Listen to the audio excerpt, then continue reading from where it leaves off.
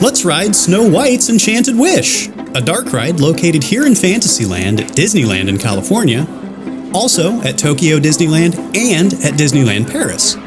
There used to be a Snow White ride at the Magic Kingdom at Disney World, but it closed in 2012 and was replaced by Princess Fairy Tale Hall. Snow White's Enchanted Wish is one of the few remaining opening day attractions at Disneyland, but back then it was called Snow White and Her Adventures.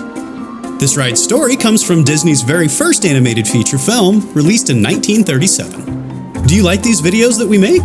If so, do me a favor and strike that like. Yay! Thank you!